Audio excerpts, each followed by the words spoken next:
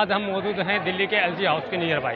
ये कुछ लोग थे जो बुलडोजर की राजनीति को लेके एलजी हाउस की तरफ कूच कर रहे थे, तो बुलडोजर की राजनीति चल रही है उसके विरोध में इनको यहाँ रोक दिया गया। सर, आज यहाँ रोकने का कारण क्या? पहले तो हम कुछ लोग नहीं हैं, ये लेफ्ट फ्रंट का प्रोटेस्ट है जिसके अंदर जॉइंट लेफ्ट पार्टीज हैं, तो कुछ लोग मत कहिए। मतलब बहुत से लोग हैं। हाँ, ये सीपीआई, सीपीआईएम, सीपीआईएमएल ऐसी 9 वामपंथी पार्टियां जो हैं, जो लेफ्ट फ्रंट कॉन्स्टिट्यूट करती हैं, ये उनका जॉइंट एक प्रोटेस्ट है जिसमें हम लोग एलजी के दफ्तर तक मार्च कर रहे हैं और ये मैसेज देने की कोशिश है कि भारतीय जनता पार्टी जो कर रही है एमसीडी के द्वारा वो गलत है, उसमें एलजी हस्ताक्षर कर रही है। ऐसा गलत क्या कर रही है जिसके कारण जनता को सड़कों पे उतरना पड़ रहा है? जी, 2 चीज़ें गलत कर रही है। सबसे पहले इनका जो इंक्रोचमेंट हटाने के जो ड्राइव है वो प्रॉपर रूल्स एंड रेगुलेशंस के थ्रू नहीं है।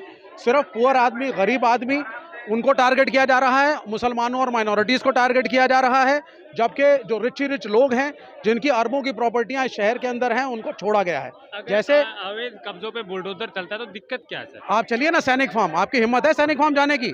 आप चलिए ना सैनिक फार्म और वहाँ के कॉर्पोरेटर से बोलिए कि 2-2 एकड़ के जो फार्म हाउस यहाँ ये सारे इलीगल हैं। कौन हटाएगा? आप किसको हटाना चाहते हैं? शुरुआत तो कहीं से होनी चाहिए। ये कहाँ से? पंचर वाले से? पंचर वाले को हटा के देश का आप विकास करना चाहते हैं? और वहाँ 2-2 एकड़ के, करोड़ों के, 50-50, 100-100 करोड़ की प्रॉपर्टियां पड़ी हैं, वो नहीं दिख रही आपको? विकास अगर करना है तो सबसे पहले ये जो अमीर आदमी 2-2, 3-3 एकड़ की प्रॉपर्टियां लिए कब्जा करे बैठा है, greater Kailash, Vasant Vihar, east of Kailash, सैनिक फार्म, साकेत, आप जाइए छतरपुर से गुड़गांव की रोड पे, दोनों तरफ इलीगल एनक्रोचमेंट है, बड़े बड़े फैशन हाउसेज हैं, कम से कम 15-15 फुट घेरा हुआ है, सामान रखा है, कौन हटाएगा? वो नहीं दिख रहा। कौन दिख रहा है आपको? एक तो मुसलमान, गरीब आदमी, पंचर लगाने वाला, जूस बेचने वाला, चल रहा है बुलडोजर। नहीं चल रहा। बार-बार उनके मुसलमान कहने से क्या होता है? सांप्रदायिक दिख रहा है। क्यों? शाहीन बाग क्या करने गए थे पहले? चलते ना वसंत विहार, वहां से शुरू करते। शाहीन बाग जाकर के आप मैसेज देना चाहते थे कि यहाँ जहाँ पे तो जहांगीरपुरी हुई है ना, वो गुप्ता जी का भी में घर टूटा है। गुप्ता जी का, ये गुप्ता जी करके पूरा मीडिया नाच रहा है, गुप्ता जी का गलती से घर टूट गया, वो भी बेवकूफ लोग।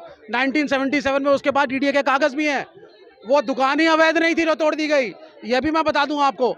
तो ये बाबा का बुलडोजर रोका जाएगा, कानून की मदद से, कोर्ट की मदद से बुलडोजर नहीं चलने देंगे।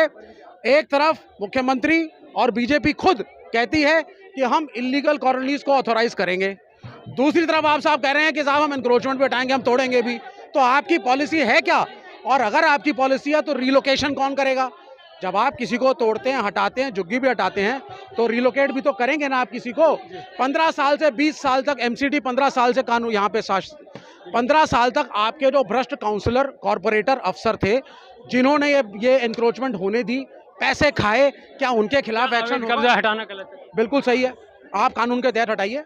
आप नोटिस दे दिया 10 जगह पे और नहीं, उन पे देखिए, बुलडोजर चला, वहाँ भी पहले विरोध 15 साल का हिसाब दीजिए कि 15 साल में आपने वो बिल्डिंगें आने क्यों दी? उसमें केजरीवाल ने बचा दिए बांग्लादेशी। केजरीवाल कहाँ से आ गए साहब? केजरीवाल कहाँ से आ गए? हर चीज में केजरीवाल आ जाता है। अरे केजरीवाल की जहाँ गलती है केजरीवाल को भी पकड़ेंगे, वो अलग इशू है। लेकिन ये तो एमसीडी के अंडर की बात है ना। जब आप अपना घर बनाएंगे तो एमसीडी से आप करवाते हैं ना सारा कुछ। एमसीडी परमिशन देती है, पैसा खाने एमसीडी वाला आता है, एक और एक्स्ट्रा एमसीडी वाला बनाता है, मीटर केजरीवाल वो बिजली का मीटर है, वो तो एक अलग इशू हो गया।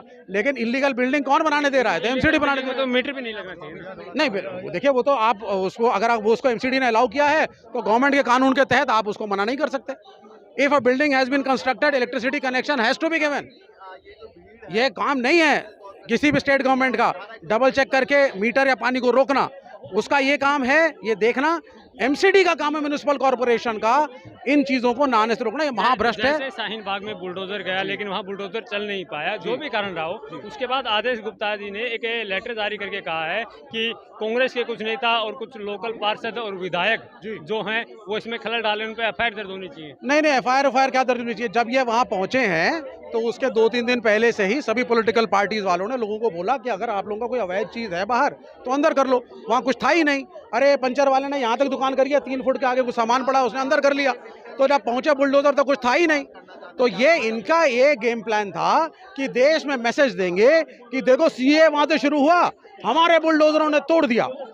लेकिन ऐसा हो नहीं पाया क्योंकि लोगों ने वहां पे गैर कानूनी तरीके से अतिक्रमण नहीं करा है। सीए की बात आ गई तो अमित शाह जी का बयान आया है कि जैसे ही कोरोना खत्म होगा सीए एनआरसी दोबारा आए। कोई बात नहीं, वो फिर से उसको लाएं, हम फिर से प्रोटेस्ट करेंगे। ये तो हमारा मौलिक कॉन्स्टिट्यूशनल राइट है, जो हमें अम्बेडकर साहब ने कॉन्स्टिट्यूशन बना के दिया है।